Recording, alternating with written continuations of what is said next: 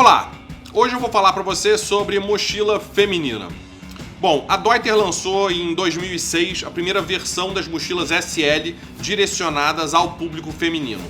Um time de projeto da Deuter, de projeto de produtos de mochilas, resolveu desenvolver uma linha que se adequasse de fato e definitivamente ao biotipo feminino. Bom, basicamente existem 5 pontos que vão diferenciar uma mochila feminina de uma mochila masculina ou unissex. E esses pontos não são simplesmente a cor ou uma florzinha presa na mochila. Aqui eu estou com uma mochila que a gente utiliza em treinamentos, que ela tem 2 cores apenas para diferenciar que existe o lado feminino e o lado masculino na mesma mochila. E a gente vai entender agora, olhando para aqui para a parte de trás da mochila, quais são essas diferenças.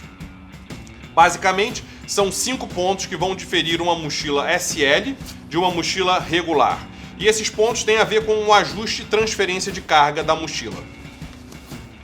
Bom, mas antes de mostrar a parte de trás da mochila, deixa eu explicar uma outra coisa.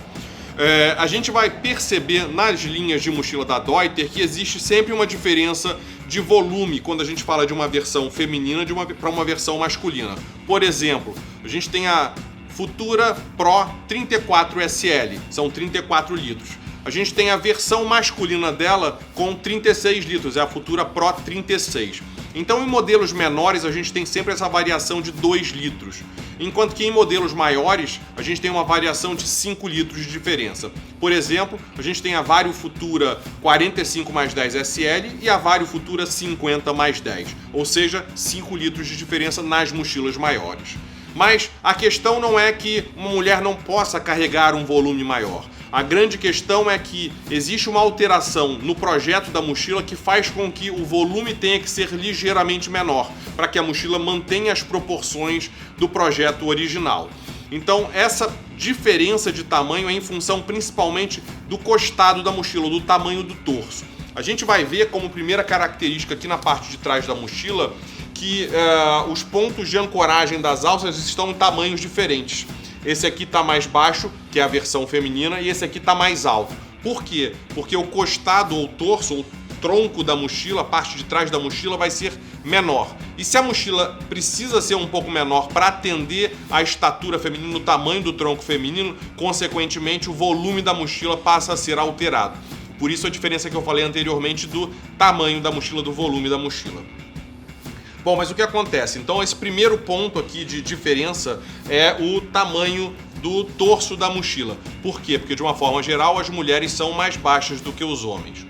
Vale um parêntese aqui. Não quer dizer que uma mulher não possa usar uma mochila sem ser SL e que um homem não possa usar uma mochila SL. Não. Isso aqui, obviamente, é feito de forma estatística para atender um grande número de mulheres. E o ideal, de fato, que a gente sempre fala é que você teste a mochila. Se é uma mulher mais alta, eventualmente não vai usar uma SL, vai usar uma mochila normal, regular, né? Uma mochila dita unissex. Enquanto que, se for um homem mais baixo, muito magro, eventualmente vai usar uma mochila SL. Então é fundamental que você teste isso, se você tem dúvidas, obviamente, sobre qual mochila vai se adequar melhor ao seu biotipo. Mas vamos lá, voltando aqui às 5 diferenças que a gente tem numa mochila feminina. Primeiro ponto é esse que eu falei, que é o tamanho do tronco da mochila, do torso da mochila, enfim, essa parte do costado. O segundo ponto é a distância entre as alças. De uma forma geral, a mochila feminina vai ter as alças mais estreitas, porque os ombros das mulheres, de uma forma geral, são mais estreitos, enquanto que a mochila regular ou unissex vai ter essa distância um pouco maior. O terceiro ponto é a curvatura das alças. As alças da mochila feminina vão ser mais finas e mais cavadas, enquanto que as das mochilas masculinas vão ser um pouco mais grossas. Por quê? Em função dos seios, para acompanhar melhor a curvatura do corpo e evitar machucar os seios. Então aqui a gente já viu basicamente 3 dos 5 pontos. O tamanho aqui do costado, a distância entre as alças e o formato das alças. Os últimos 2 pontos são na barrigueira, e é justamente onde as mulheres mais sofriam, principalmente nas mochilas cargueiras e semi-cargueiras. Bom, o que acontece é que para uma transferência adequada do peso para a cintura, a gente precisa fazer com que a barrigueira feche e aperte, né, na cintura tranquilamente. E se a barrigueira é muito comprida a ponto de se unir na frente, o que vai acontecer é que a gente não vai conseguir apertar a barrigueira suficiente para que ela transfira o peso para a cintura. Isso era o principal problema nas mochilas usadas pelas mulheres quando não existia uma versão desenvolvida para elas. Então, a grande diferença na barrigueira é justamente o comprimento. O comprimento de uma barrigueira SL vai ser sempre mais curto do que uma barrigueira não SL. Isso para justamente fazer com que exista essa regulagem mais perfeita. E o quinto ponto também é na barrigueira. O que acontece aqui é a angulação da barrigueira, como ela é fixada. O que acontece é que o quadril da mulher é mais cônico e o do homem é mais reto, ou mais paralelo.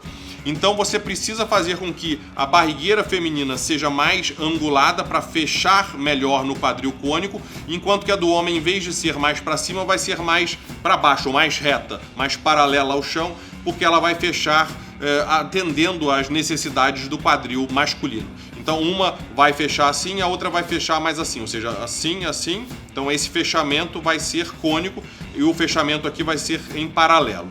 Então, essa é a última das 5 diferenças de uma mochila SL ou uma mochila feminina da Deuter para uma mochila masculina ou unissex, ok?